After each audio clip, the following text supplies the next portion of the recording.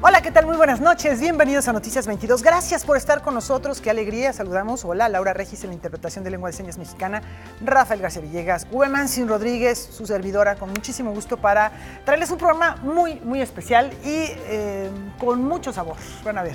Esperemos que esto despierte también su participación a través de nuestras redes sociales, porque van a estar en el estudio las periodistas Blan Petrich y Marta Lamas, reflexionando en torno a lo que está alrededor del movimiento Me Too y cómo debemos verlo, reflexionarlo y considerarlo, sin satanizarlo, por supuesto, estar conscientes de una manera informada de lo que pasa con el mismo. Así es, y hacia dónde nos lleva todo lo que hemos vivido en los últimos días, en estos años, en torno a lo que necesitamos revalorar, necesitamos reconceptualizar muchas cosas en nuestras relaciones humanas. También vamos a hablar de novela negra, cuáles son diferentes novelas negras que podrían ser como representativas. De esto tendremos más adelante en Noticias 22. Y estará aquí también con nosotros la doctora Ileana Rodríguez Santibáñez. El cierre de la frontera México-Estados Unidos, ¿es factible? ¿Es posible? ¿Puede ocurrir? ¿Cuáles serían las consecuencias? Un tema también muy álgido. Esto y mucho más aquí en Noticias 22. Comenzamos.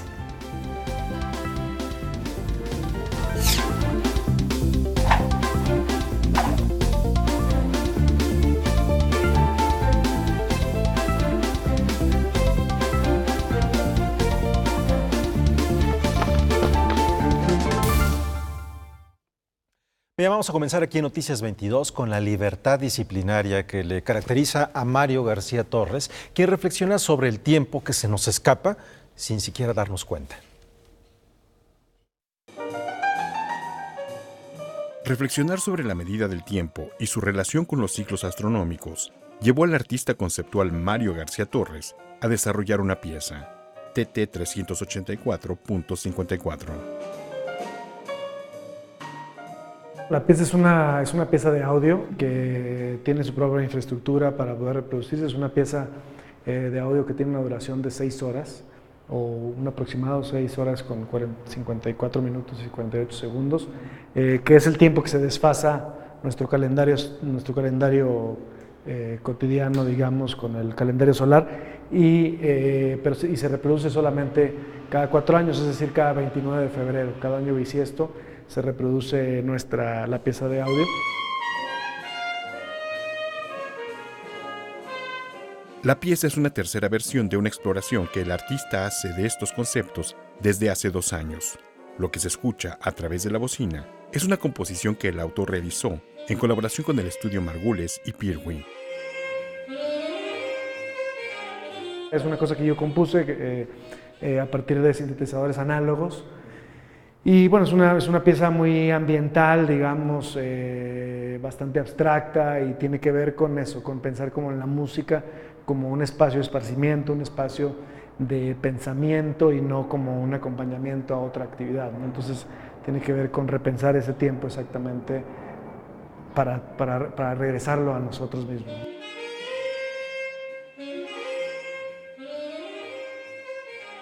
TT 384.54 se exhibe en la Galería Clásicos Mexicanos hasta el 30 de abril. Noticias 22, Víctor Gaspar. Bueno, ahí tienen ustedes, esta es parte de las propuestas de arte contemporáneo que pueden estar frente a ellas en los diversos museos que se pueden visitar en nuestra ciudad. Y vamos a hablar ahora sobre novela negra, Rafael, Laura. Bueno, esto es fascinante. ¿Cuántas veces se piensa en el acervo de novela negra en México? Y de inmediato nos viene a la mente el nombre de Rafael Bernal por el complot mongol, pero ya lo platicabas, Ueman, que quizá hay investigaciones que apunten que no necesariamente es el precursor de este género en nuestro país. Así es. Pero tampoco es el único, ya hay mucha riqueza y hay mucho donde buscar. Efectivamente, bueno, conocemos mucho de novela negra en habla inglesa, que realmente hay una tradición muy grande. En México también no nos quedamos atrás, y Francisco Hagenbeck, que sabe del tema, porque además él también es autor, se ha encargado de reunir en esta publicación que les vamos a presentar algunos autores que considera indispensables. La renovada muerte, una antología del noir mexicano en el que Francisco Hagenbeck reúne por primera vez a los mejores narradores mexicanos del género. El noir, que es el género del crimen, es el que mejor define la época moderna urbana. Todas las ciudades, desde luego, traen consigo problemas, y entre ellos son estas cosas. Entonces también funciona de una manera de espejo para reflejar la sociedad. Sí creo que es el género del siglo XXI. ¿Qué tanto la difícil situación que se vive en este país le da cédula de identidad al noir? La renovada muerte, que es como una nueva muerte, porque hay una nueva generación de autores que están reviviendo totalmente el género después del neopolicíaco, pero yo creo que tiene que ver mucho por la realidad que estamos viviendo en el país. Los últimos 20 años han sido años donde no nada más es la violencia, es la corrupción, la impunidad, todos los problemas políticos que ha habido. O sea, el día a día prácticamente de lo que vivimos en México, pero visto a través de la literatura. El noir, como la nota roja, aluden a hechos violentos. ¿Qué los hace diferentes? Damos cara, se vuelven humanos y dejan de ser una nota, una pie o un número nada más en la nota. Pero otro de los elementos es la relación que tenemos con la muerte a través del humor. La literatura es poder conocer al otro. Nos da una ventana para poder entender las cosas, entender a la otra persona, a la persona que piensa distinta que tú. Una veintena de autores conforman el buffet literario de la renovada muerte, la mayoría oriundos de las ciudades más violentas de los últimos tiempos. En las zonas, como dices tú, más violentas, Ciudad Juárez, Monterrey, Hermosillo, Tijuana, ahí es donde se está haciendo muy buena novela negra. Yo creo que también porque es el día a día, la vida diaria que tienen que enfrentar las personas que viven en esta ciudad. Parra dice que es por la carne, pero no le creo, por la carne asada, que por eso no hay buenos escritores de novela negra en el sur. Y sí es cierto, no hay en el sur, son poetas todos. Entonces sería interesante ver ese gran fenómeno que todos los narradores viven en el norte. ¿Cómo se aproxima Hagenbeck al noir? Casi todas mis obras negras que he hecho son a través de la historia. Casi todos mis libros son históricos. Entonces en el mío aparte es muy latente hoy en día, es sobre una campaña política en 1950 en Puebla. Habla mucho de cómo la política está llena de crimen y de sangre.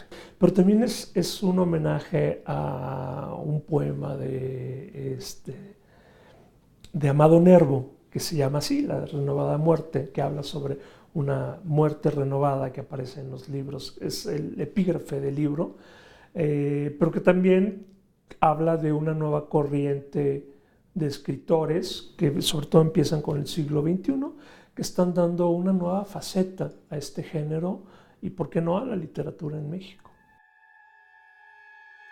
Con información y texto de Salvador Perches Galván, Óscar Helguera, Noticias 22.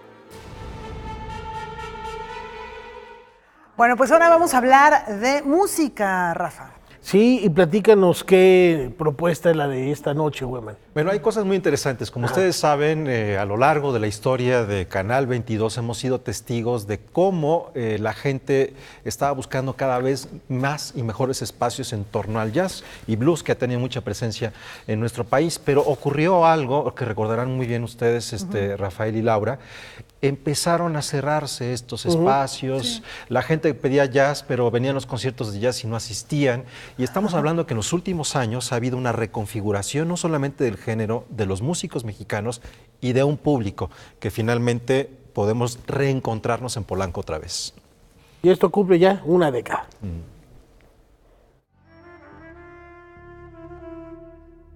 Desde fusiones con ritmos como el rock hasta música tradicional es lo que ofrecerá el Festival de Jazz de Polanco, el cual llega a su 10ª edición.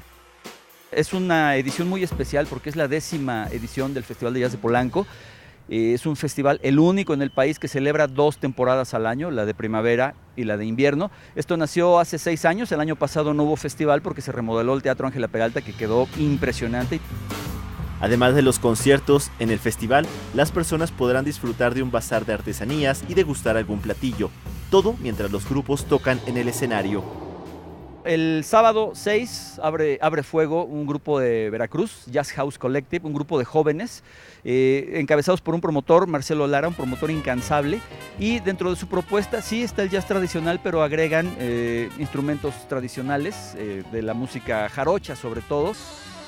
Después viene la Polanco Jazz Orchestra, un grupo encabezado por el trompetista y arreglista Joe Detien, con cantantes invitadas. Va a haber 3 cantantes invitadas que ya participaron dentro del Jazz Extravaganza, un proyecto alterno. Pero ahora con la novedad de que viene Andrea Miller, una cantante de los Estados Unidos, que ha grabado con Quincy Jones y con David Foster. Esta vez tendremos a un grupo de Luxemburgo que se llama Duck in Absolute, que es una propuesta totalmente vanguardista.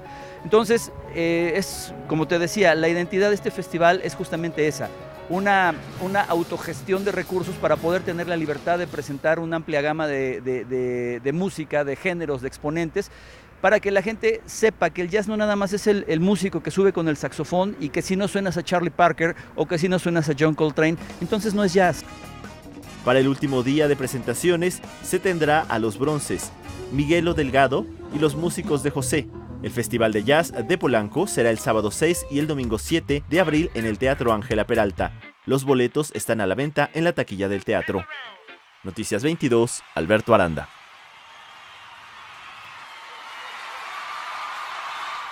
Es Bueno, un maravilloso espacio, y acaba ¿no? de terminar, Güeman, sin el Festival Eurojazz. Que además fue este fin de con semana, muchísimas tuvo mucho personas público. que vinieron aquí al Centro Nacional de las Artes a disfrutarlo. Como decíamos, ha sido una construcción de muchos años para volver a darle un espacio de vitalidad al jazz en México y al jazz mexicano y por supuesto este teatro que es maravilloso en Polanco. Y ¿sabes qué me gusta mucho? Que también se contemple la posibilidad que el jazz no es para lugares solamente cerrados, que no solamente es esta intimidad, sino también se puede presentar en espacios abiertos con un público masivo, como es el caso, un público bastante amplio, como es el caso de lo que va a ocurrir en Polanco y de lo que acaba de ocurrir en Centro Nacional de las Artes. Así es. Bueno, una invitación. Este fin de semana no se pierda la oportunidad de disfrutar el jazz ahí en el Parque Lincoln. Nos vamos a la pausa. Están aquí Blanche Petrich, Marta Lamas. Van a ver qué buena conversación con Rafael García Villegas.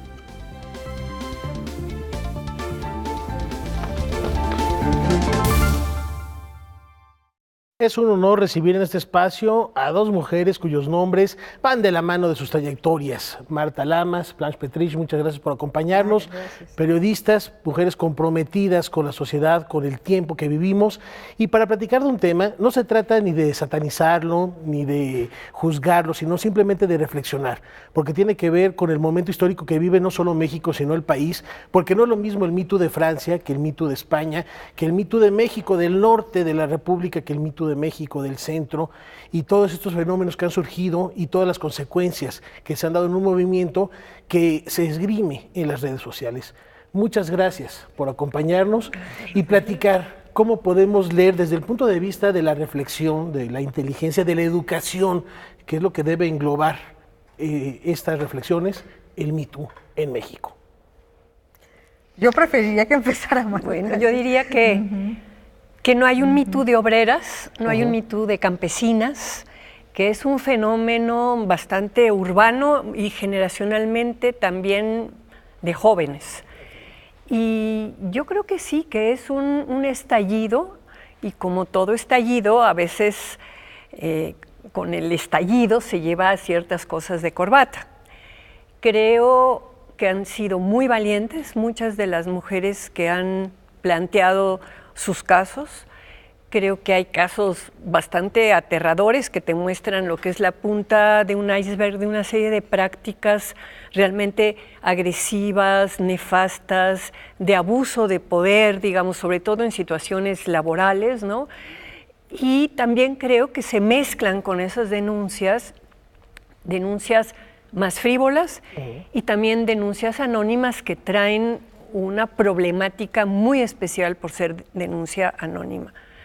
yo creo que es un elemento muy a considerar de qué manera las instituciones, y cuando digo las instituciones no solamente estoy pensando en las gubernamentales, estoy pensando también en iniciativa privada, estoy pensando en medios, estoy pensando en universidades, no han sabido canalizar estas protestas y estas denuncias de una manera que resuelva todos los problemas que se dan en torno a la presunción de inocencia, al debido proceso, ¿no? Creo que ahí tenemos un foco rojo institucional, es decir, si esta cantidad de mujeres han salido de la manera que han salido a hacer una denuncia pública es porque no había las condiciones para que lo hicieran de otra manera en los lugares en donde trabajan o en donde se mueven.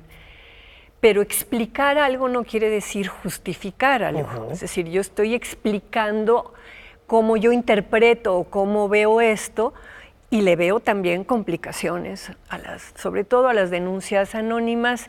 Y fíjense, yo me acuerdo, ¿se acuerdan el año pasado cuando fue, digamos, el primer estallido del Me Too?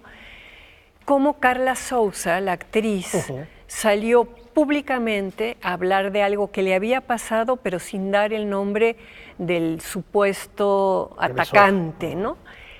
Y a mí me pareció muy valiente que dio la cara y también me pareció muy cuidadosa de que no brincó este punto tan importante de la presunción de inocencia, que a mí me parece un triunfo civilizatorio, ¿no?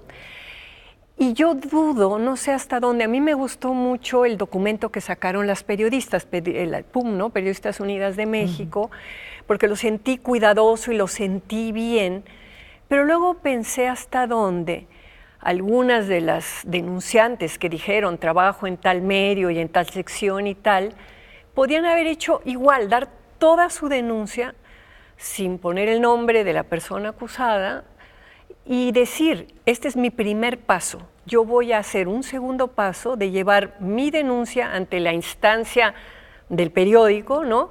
Y si no me hacen caso, pues entonces ya daré el nombre en público. A mí el tema de dar los nombres como se están dando sí me genera conflicto, a lo mejor, digo, me gustaría escuchar qué dice Blanche al respecto, tú, Rafael, ¿no? Esto es muy interesante porque también hay una retroalimentación de esa violencia, porque también se está violentando muchas veces, no necesariamente al involucrado, sino a la familia, a los hijos, al señalar a alguien tajantemente y muchas veces, como dices, con esta tergiversación de información, porque pudo haber sido una relación de pareja y están inclusive ardidas y ya de repente las denuncias que uno lee no es de esa violencia que nace con la esencia del movimiento, sino más bien como un ajuste de cuentas personal. Pero tú, Blanche, platicabas y publicabas que esta es una hoguera que se ha salido de control. Porque esa es la naturaleza de las redes sociales y en particular del Twitter, ¿no? Donde no hay contención, no hay control. Fíjate que yo estaba pensando de qué otra forma diferente se pudo haber organizado esto, que es muy importante, no lo quiero tampoco minusvalorar, pero no se me ocurría cómo, y ahora estoy escuchando que Marta tiene muy clara la idea de una metodología distinta. Y fíjate que yo no tendría tanto problema con la denuncia anónima. Estoy hablando como periodista. Sí. No, yo no, mi tema nunca ha sido la causa de las mujeres, el feminismo como tal, aunque obviamente por los temas que he manejado como periodista, pues siempre está presente, ¿no? Esa perspectiva. Ha sido una gran aliada, Blanche. Sí, está presente, pero no intencional, digamos.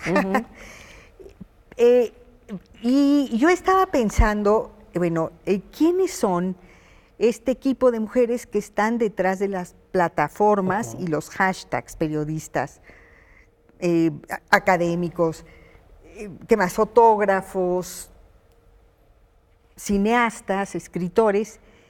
Y me los imagino, me los represento más que imaginarme, deberían funcionar ellas como una mesa de edición. Y nosotros en el periodismo sabemos que se vale el off the record, se vale reservar el nombre, siempre y cuando detrás haya un mecanismo de verificación de que no te están contando una historia ficticia, de que sí hay una fuente, aunque te guardes, te reserves el nombre.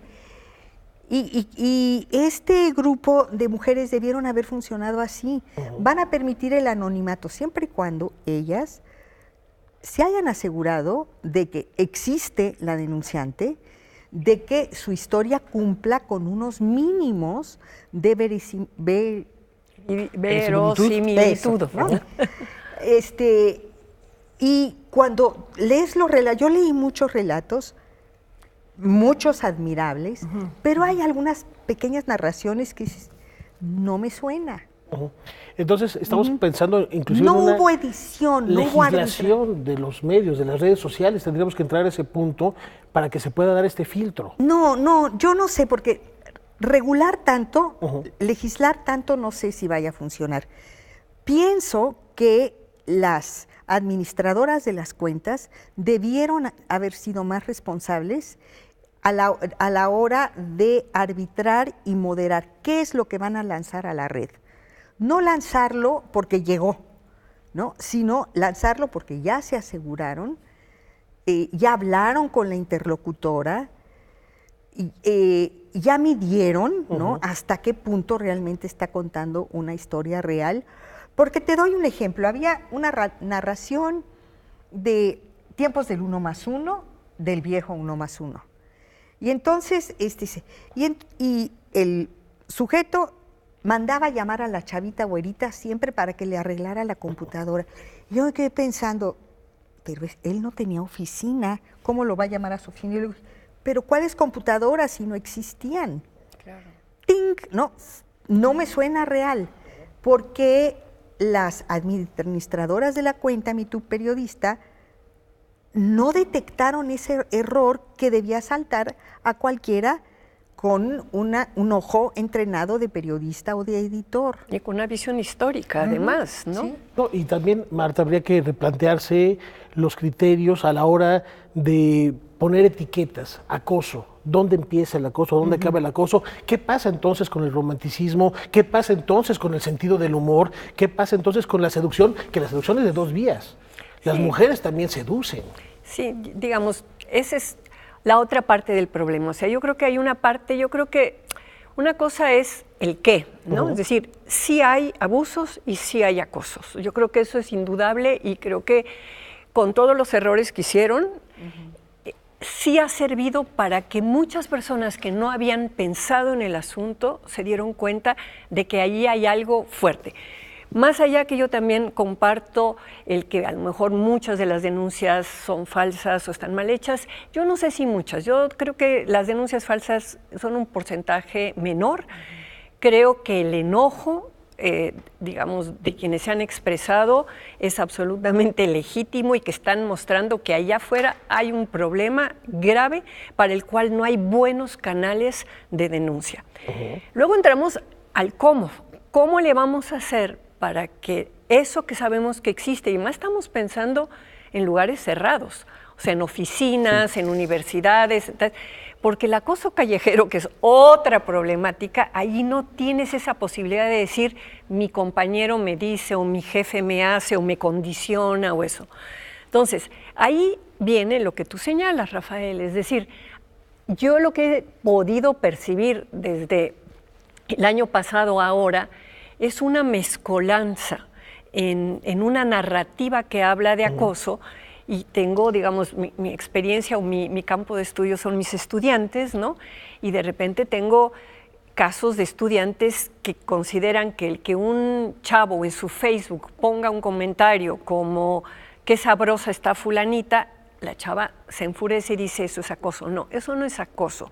Esa es una apreciación galante con un cierto tinte erótico, está sabrosa, pues me la quiero comer porque está sabrosa, ¿verdad?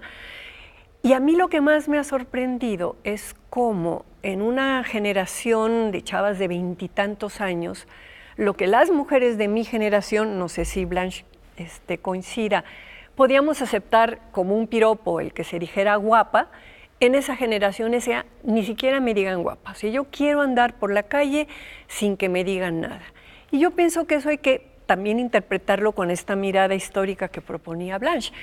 El contexto de cómo salíamos a la calle nosotras hace 40 años, no es el mismo de las chavas de ahora.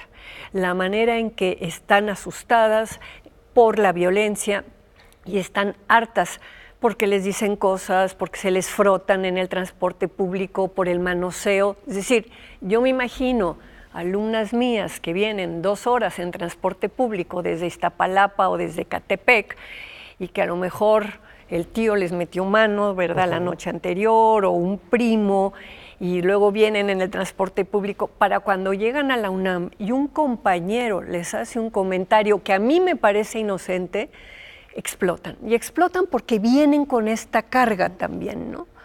Ahí estamos precisamente hablando y reflexionando de la educación que se da en casa. No estamos hablando de una educación de saber qué está pasando en Francia, porque el movimiento del Me Too en Francia es distinto al que se da en Estados Unidos o al que se da aquí en México.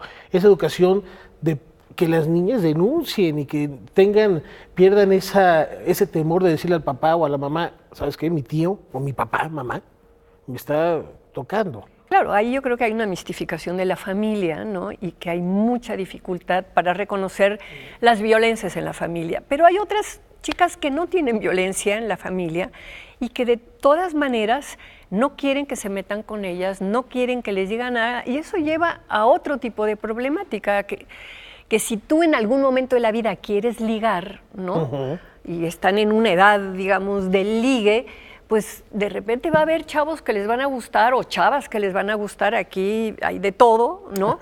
Pero ¿por qué aceptas los requerimientos de alguien que sí te gusta y por qué te ofenden o te enojan los requerimientos de alguien que no te gusta, ¿no?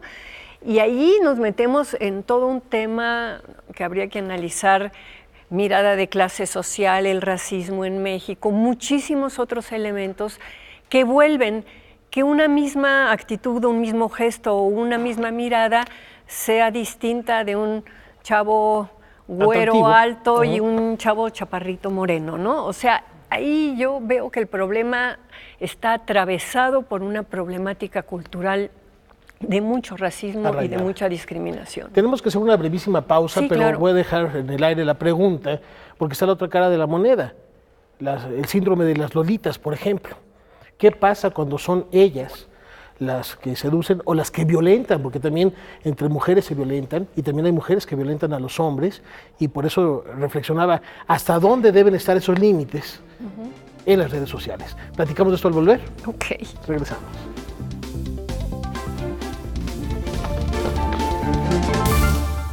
Estamos reflexionando en torno al Me Too, de manera particular en México, sus consecuencias, sus causas, su origen y cómo se ha ido quizá creciendo esa llama de manera imparable, pero que tiene un trasfondo legítimo y que es importante volver la mirada al mismo.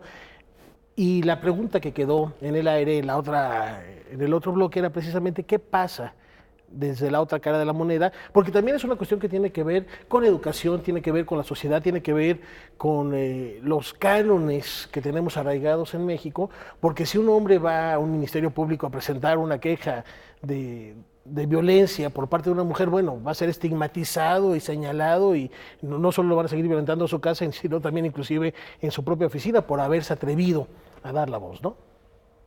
Mira, yo quiero retomar una cosa que me pareció muy significativa, una aportación muy importante de Marta sobre la cuestión de clase en la forma como estamos entendiendo el Me Too. No hay un Me Too campesino, hay un Me Too obrero. Y esta vivencia que hemos tenido en estos últimos 12, 15 días, más o menos lleva este movimiento en redes sociales, está dirigido hacia clases medias, mujeres profesionistas, en su mayoría universitarias, y eso es lo que a mí me dejó más sorprendida de todo. Yo presumo que en el otro terreno, en el campo, en la clase obrera, esto debe ser mucho peor. Y también la indefensión de las mujeres mucho mayor. Pero me he cuestionado cómo es posible que una periodista o una escritora o alguien que trabaja en la universidad académica reaccionen encontré muchas veces esta frase, y la entiendo porque yo la he sentido, y me sentí paralizada, no supe cómo reaccionar. Me llama muchísimo la atención porque uno asumiría que uno podría reaccionar a un gesto indeseado de que toquen tu cuerpo, que te pongan en el coche la mano en la pierna, con un manotazo lo resuelves. O no me molestes, ya no me molestes. Y no veo que haya aparecido esta capacidad de responder en esa forma de autodefensa, en estos niveles donde uno asumiría que eso sí es como posible. Esa es una cosa que a mí me ha llamado muchísimo la atención. Pero no está vinculado al miedo a perder el empleo, porque una cosa es, casos. Me paraliza, bueno, porque es mi jefe y me sorprende, y digo, porque aquí sí se juega mucho también una relación de poder, ¿no? Sí. O si el compañero, pues es de repente un factotum ahí en esa oficina y es alguien medio intocable y te paraliza, además porque te sorprende, ¿no?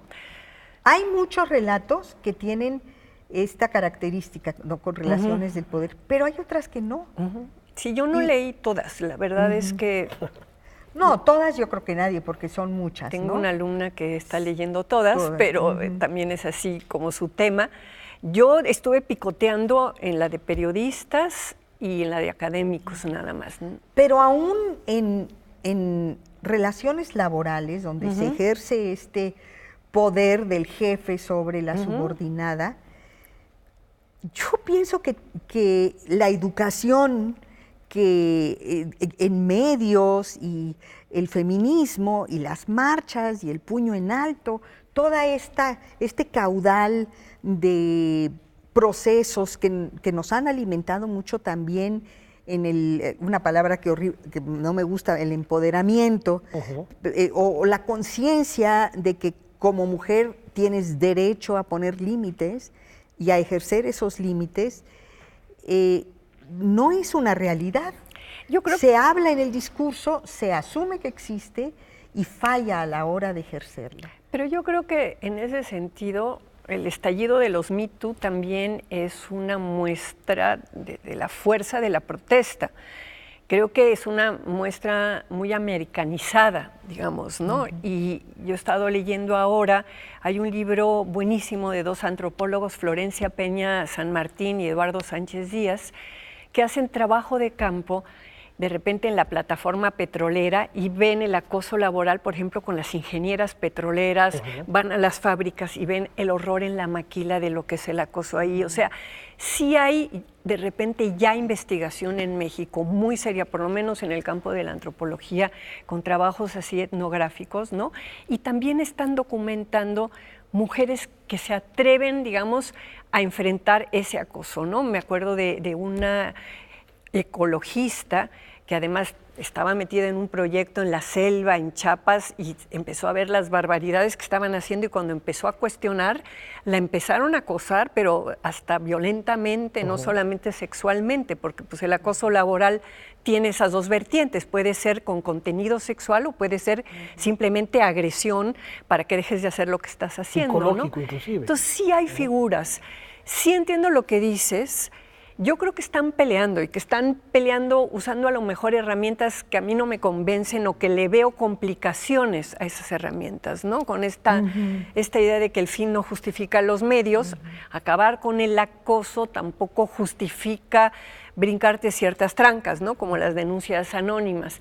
Pero a mí, digamos, lo que sí he podido ver es que sí hay una organización en ciernes de chicas jóvenes y que sí han tomado esto como una forma de expresión que yo no veo en otros espacios donde hay, digamos, desde otro nivel generacional hasta el tema de clase social, ¿no? Un sentido de pertenencia muy arraigado también gracias a las redes sociales en este sector tan delimitado, porque es un sector delimitado de la población, que son las que se están atreviendo a denunciar o por lo menos a alzar la voz, porque no todas se animan a decir su nombre y están en esta sombra del Pero anonimato. Las redes te dan esa posibilidad del anonimato, o sea, yo no ando en redes, ¿no? Más bien te digo que ahora en el seminario me enseñaron muchos de los tweets y de las cosas, ¿no? Y yo pienso que es un arma de dos filos, o sea, sí te permite esto que decías del empoderamiento, que también coincido que no es una palabra buena, pero sí permite el sentirte arropada para hacer una denuncia, y hay denuncias que son realmente, que están muy bien hechas, ¿no? Otras no. Humberto Eco lo anticipaba. Y también la denuncia permite que de repente se cuelen cosas que no son, ¿no? Pero eso, y luego, Estela, lo que sigue después de la denuncia, que es todo el ruido que se genera en la red, las reacciones. Y hay aquí, yo creo que para todos esto ha sido un proceso de aprendizaje y de cosas que ajustar también. Por ejemplo, las categorías, ¿no? Hay casos de violaciones, que llegaron a violaciones, que no la puedes equiparar con una insinuación que me resultó incómoda, ¿no? O el intento del jefe de abusar de su poder para obtener un favor sexual. No se categorizó y entonces todo se pone como en el mismo plano, todo es igualmente grave. Una. Y dos, al mismo tiempo que se ejerció una cosa muy bonita de solidaridad, yo te creo hermana, ¿no? Lazos, que eso hace mucha falta, también está la otra reacción más radical que raya en el insulto, que empieza a ser como un coro, un juicio sumario, estúpido, sin cosas peores, ¿no? Y a generalizar. Animadversión al género. Claro, ese yo creo que fue otra de las fallas. Esas son las redes sociales. Así, eso es lo que pasa en las redes sociales. Yo pregunto, ¿es realmente el espacio donde abrir esas heridas tan profundas, en donde no puedes hacer como una contención, como un ejercicio de contención, para que las cosas realmente fluyan por un cauce en donde puedan llegar a donde se pretende que lleguen? Uno, que la mujer puede ejercer la voz y hablar. Y que la institución realmente dé los canales y los mecanismos para que lo pueda hacer con seguridad, ¿no? Y hablar y todo este proceso liberador, que es decir las cosas, lo institucional, y también algo que sí está pasando y sí hay que reconocer, que es el impacto que tiene en los hombres que han sido exhibidos. No todos reaccionan así, pero unos han entrado verdaderamente en un proceso después del shock de reflexión y de admitir, soy un cerdo, debo componer, voy a pensarlo, estamos mal, esto está podrido. Yo he hablado con amigos que están en este proceso y eso me parece muy importante también, ¿no? Y yo creo que la red social no recoge estas cosas porque se vuelve como una guerra de sexos, ¿no? Y dimes y diretes personales, y estamos viviendo tiempos nuevos, tiempos diferentes, y sería muy aventurado quizá preguntar ¿qué va a pasar? ¿Qué va a pasar mañana con este fenómeno y con todos los fenómenos que se vayan suscitando en las redes sociales para denunciar lo que sea, ya sea con cara o sin cara, ya sea con esta comunidad o con esta pertenencia a aquellos que están marginados de alguna manera de las redes sociales? Pero lo hago. ¿Qué va a pasar? ¿Hacia dónde va? Ni idea. Creo que sí estamos viviendo un cambio en las relaciones hombre-mujer. Sí creo que aquí se están poniendo en juego toda una serie de usos y costumbres a los que estábamos acostumbrados, de la galantería, de la conquista, del piropo, que las jóvenes ya no aceptan, lo viven de otra manera, prefieren que las dejen en paz y están abiertas a otro tipo de relaciones. ¿Nos vamos a quedar solos? No, no es que se vayan a quedar solos, creo que van a tener que tener las antenas mucho más claras de cómo abordar a las jóvenes, ¿no? Es decir, yo he estado en algunas entrevistas con jóvenes y dicen, no, pues que pregunten. Bueno, yo creo que antes era así como un cambio de luces con los ojos, una insinuación, ¿no? Y una de ellas dijo, ya no queremos la magia del romanticismo, ¿no? Que me pregunten claramente y si digo sí, si digo no. Yo creo que eso habrá que irlo viendo. A mí lo que me parece importante destacar, y un poco con eso yo quiero concluir, es que esto tiene que ser no solamente un tema de hombres y mujeres, tiene que ser un tema también institucional. Realmente las instituciones todas privadas, públicas, universitarias, fabriles, no están ofreciendo los canales para hacer otro tipo de denuncias, los protocolos, y no hay una sensibilidad de quienes están a cargo muchas veces de relaciones humanas, y aparte hay problemas de mucha complicidad machista. Te lo digo porque yo lo he vivido en la UNAM, maestros a los que el director de la facultad protege y es muy difícil, las chicas van y denuncian y vuelven a denunciar y entonces se lo cambia de lugar, es decir, hay como todo un problema de cosas que hay que reformular si queremos que las relaciones humanas fluyan de otra manera. Y esto ha sido una llamada de atención muy fuerte con complicaciones que no me gustan, pero que es una llamada legítima que hay que escuchar y hay que tomar cartas en el asunto. No es un problema de las mujeres, también es un problema institucional que no se está tomando en serio. De la sociedad blanca. Mira, dos buenas noticias a propósito de esto que yo encontré hoy en la misma red social de MeToo. A ver. Una, no me acuerdo qué institución de la UNAM anunció la creación de una comisión. Te puedo hablar más en detalle de otra comisión similar, que eso sí es bastante novedoso, de la escuela donde yo doy clases, que es la Carlos Septién García, la Escuela de Periodismo, en donde hubo acusaciones contra maestros y estudiantes a la par. La escuela anuncia la formación de una comisión que va a desarrollar un protocolo donde las estudiantes y las maestras tengan la facilidad de denunciar y se haga el proceso de investigación y sanción correspondientes. Esto es nuevo. ¿No? Y mira que yo estoy enojada con el YouTube mexicano por la forma como respondió de una manera muy poco empática e irrespetuosa al suicidio de Armando Vega Gil, pero sí también debo reconocer que si hay frutos y si son estos, ha servido, ¿no? Pero a mí, ¿sabes qué me preocuparía? Que lo vi también en algunos de los... El rector de la Universidad del Estado de México, cuando salió la denuncia contra los maestros, los despidió, que creo que es una manera de querer mandar un mensaje de que no se va a aceptar esto. Y yo dudo si hubo debido proceso. O sea, creo que, digamos, frente a eso hubiera dicho, vamos a estudiar estos casos y vamos a ver. Entonces, a mí me preocupan también estas reacciones como para mostrar, sí, somos tan duros y entonces vamos a hacer caso. Yo sí creo que ahí es donde, te digo, las complicaciones hay que ir viendo, ¿no? Hay que matizar.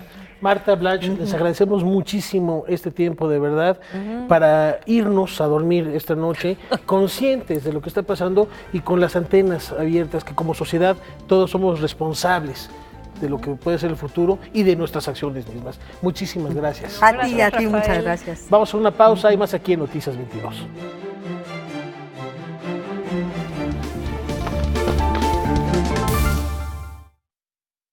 Está con nosotros la doctora Iliana Rodríguez Santibáñez para hablar de uno de los temas internacionales. Bueno, yo creo que es el tema que en este momento para México reviste una de las mayores importancias, que es el tuit de Donald Trump y posterior comentario que hizo respecto al cierre de la frontera. Se refiere a los loopholes, que sería traducirlo como los huecos en la legislación que permiten que la frontera siga siendo una frontera en la que puedan cruzar las personas, no con libertad, pero que pueda resultar, de acuerdo con el presidente de Estados Unidos, peligroso, y urge al Congreso a cerrar eso, si no 100% de la frontera tendrá que estar segura. La primera pregunta sería, Eliana, ¿legalmente puede hacerlo? Puede, pero legal, bueno, hay muchos estatutos que dicen que no, es decir, estas acciones podrían llegar ante las cortes locales, sí, sin duda, pero vamos, hay una preocupación clara. En principio, hay que reconocer la personalidad del mandatario, que parece que no terminamos de acostumbrarnos en que tras 2 años de mandato es un estridente en sus opiniones a través de los tweets que emite. Su diplomacia la desarrolla a partir de Twitter y creo que ese es un gran error. Hay que decir, recuerden que no hace más de un mes él declaró que iba a solicitar el estado de emergencia. un poco otra vez para volver a generar un bloqueo contra México y solicitar recursos al Pentágono incluso para la creación de su muro, que es un símbolo en su gobierno. Porque su tuit vuelve a decir, esta es una emergencia nacional. Es correcto, pero también recordemos que ahora, cuando dice que es una emergencia nacional, el 14 de marzo justamente el Congreso, el Senado particularmente, que es mayoría republicana, 2 votos de los republicanos votan con la corriente demócrata para justamente negarle la capacidad de un estado de emergencia. Es decir, el estado de emergencia ahorita de manera legal no va a proceder como en marzo lo había anunciado. ¿Qué le queda nuevamente? Ahora, ser más enérgico en su retórica, en su discurso y decir, el Triángulo del Norte, que justamente es Honduras, Guatemala y El Salvador, básicamente Centroamérica, tiene que tener una lección, ese traspiés tan terrible que hizo la cadena televisiva Fox, es decir, los países mexicanos, bueno, caramba, ¿no? Y ya corrigieron, pero lo que quiero decir es... Quiso decir centroamericanos y se le fue ahí. Son países con sistemas políticos inestables y que las causas de la migración son múltiples. Simplemente consideremos que Guatemala tenía una comisión investigadora en contra de la impunidad, que fue justamente la que evidenció al anterior mandatario y que permitió las investigaciones para que fuera destituido. Se quita esta comisión y el ámbito de la corrupción sigue proliferando en Guatemala. Entonces hay una inestabilidad que catapulta a los propios migrantes hacia otros estados y particularmente a través de México hacia Estados Unidos. Tenemos el tema de lo que es la delincuencia organizada y el tema de las bandas y los maras, etcétera, en Honduras, donde están proviniendo cada vez más estos grupos migratorios. Y por supuesto hay una preocupación de Estados Unidos que desde hace muchos años les da fondeo para combatir este tipo de situaciones e impedir o inhibir el tránsito de migrantes por territorio mexicano. Entonces ahora parece que para contener al Triángulo del Norte somos los mexicanos o el Estado mexicano el que tiene que responsabilizarse por lo que pasa en aquella región. Lo cual, por supuesto, es bastante complicado porque hay variables que este Estado no puede controlar. México también es un país de leyes y se debe también no solo a la Constitución, sino a los tratados que celebramos. Y tenemos uno justamente en materia migratoria, donde tenemos que responder a la comunidad internacional respecto a nuestras acciones de protección a los migrantes que transitan por este Estado. Ahora, algo muy importante es que el tema migratorio no solamente se realiza a través de las fronteras, de la frontera básicamente que tenemos limítrofe con Estados Unidos, sino también de Canadá hacia México y también por los litorales marítimos. Entonces hay una visión sobre el fenómeno que es muy pobre para tratar de decir, cierro mi frontera y con eso ya no entra. Estoy porque dice, bueno, estamos 100% protegidos. Claro. Otra pregunta sería, la respuesta del gobierno mexicano que el presidente López Obrador dijo, bueno, pues yo hice una consulta y no voy a caer en estas provocaciones, no voy a responder. ¿Habría que responder? ¿Habría que quedarse callado ante esta estridencia, como le acabas de llamar tú, Iliana? ¿Tú crees que es una estrategia muy bien calibrada? Sí y no, y les voy a decir por qué. Sí, porque desde el punto de vista soberano, es una política unilateral de los Estados Unidos el implementar aquellas políticas que considere para salvaguardar su seguridad doméstica y por supuesto México su seguridad nacional. No puede opinar sobre lo que decida Donald Trump, digamos, en su territorio. En nada digamos. lo que haga en su territorio, pero también aquí el no.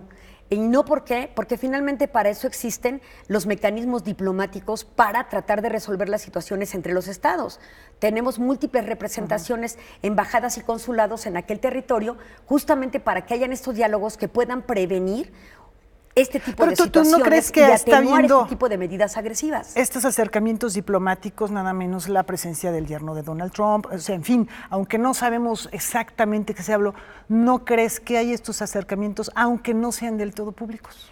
Él es un asesor del mandatario, pero no es una entidad legítima o no genera una función pública que visibilice cuál tipo de acuerdo puede funcionar o no. Ciertamente viene como a cabildear la situación y qué podemos hacer. Sin embargo, no es el mecanismo oficial para hacerlo. Hoy día los mecanismos oficiales, por ejemplo, aquellos que representan la función migratoria en los Estados Unidos, lo que están diciendo es, bueno, están matizando ya, y el mismo Trump está matizando.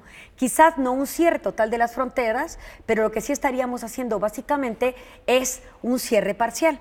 No importa que sea parcial, finalmente va a haber un daño a la economía de ambos lados de los estados que tienen una imbricación o una articulación muy fuerte en temas económicos. 1.7 mil millones de dólares de negocios con Estados Unidos. Claro, Trump lo sabe. Para mí el discurso es amenazante para activar a México en su capacidad de contención con la frontera sur en México. Ese es un poco de las situaciones. México ha sido respetuoso de los tratados internacionales, es respetuoso de la postura del mandatario estadounidense y tendrá que tener una posición todavía mucho más seria y agresiva respecto de estos dichos en cuanto comencemos a ver la presión a partir de un cierre en la frontera. Pero en este momento, México no puede sobrereaccionar a una situación que aún no existe. Claro. Está en el discurso, en la amenaza, es cierto. Pero recuerden lo que decía justamente Reyes Heroles padre. Mantén distante la amenaza formal de su transformación real. Entonces hay que sí ser cautos en materia diplomática. La cortesía, la negociación tiene que ser ante todos para evitar un daño. No estamos jugando con un país menor, estamos hablando con una potencia económica con la que tenemos grandes negocios y el flujo migratorio de ambos lados de la frontera es vital para esa zona. Entonces, bueno, lo que sigue que sería que Donald Trump logre tener el apoyo del Congreso. Una pregunta, al tratarse de una república y tener un grado de autonomía importante cada uno de los estados, ¿sería necesario que ellos, los estados fronterizos, también tuvieran una participación o un voto en torno a un cierre a la frontera, o lo puede hacer de manera el presidente Trump solamente con el apoyo del Congreso? Como mandatario puedo hacerlo con apoyo del Congreso. Sin embargo, ciertamente los estados fronterizos tendrían la capacidad de demandar ante las Cortes la ilegalidad de la medida. Ahora, hay que ver cómo lo justificaría, porque déjenme decirles, la última vez que hubo un cierre de frontera total fue justamente tras la caída de las Torres Gemelas, el 11 de septiembre, y el discurso de por razones Bush, de seguridad. Pues desde luego que pues era muy convincente ante el Congreso, que tuvo todo el apoyo del mismo. Sí, lo tuvo, pero una vez que él ya había anticipado lo que haría. De hecho, se anticipó incluso a Naciones Unidas que luego legitimaría la intervención en Irak. Se acotó básicamente lo que tiene que ver con el principio de las guerras preventivas, ¿no? Yo creo que hay un enemigo que es visible y puedo entonces intervenir en aquellas naciones para evitar algo superior a lo que ya se ha vivido, ¿no? Entonces, es toda una cuestión de políticas de teoría de las relaciones internacionales, pero nuevamente, y regresando al tema del cierre de fronteras, la postura del gobierno mexicano es cauta. En este momento lo que tendríamos que estar observando es si la embajada en los Estados Unidos está llevando a cabo algún tipo de conversación con los actores en Estados Unidos para impedir que haya un cierre de frontera. Para mí en este momento el discurso es eso, solamente un discurso. Lo que sí puedo anticipar también es, y que es un tema también interesante, es el tema de el Tratado de Libre Comercio de América del Norte o USMCA o el TEMEC, en la nueva versión, si pasa por el Congreso y si va a ser aceptado o no. Es decir, hay muchos temas en juego, se interrumpirían los flujos económicos en la dinámica comercial incluso a través de ese tratado, lo cual sería altamente dañino para la industria, por ejemplo, automotriz, que es un interés de los tres países. Hay muchas cosas con resultados catastróficos para la economía de ambas naciones, no solamente para la economía de México. Ileana, seguimos platicando de esto más adelantito, ¿no? Con todo gusto. Sí.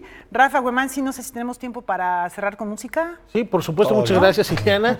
Celebrando a un queridísimo compositor mexicano, cumple 76 años, don Mario Lavista. Así es, compositor, también profesor, y bueno, tiene 76 años, con eso nos despedimos con algo de Mario Lavista, sí, ¿no? Interpretado por Ana Gaby Fernández, una gran pianista, joven, talentosa mexicana, y la invitación para que nos acompañen mañana en el horario de costumbre.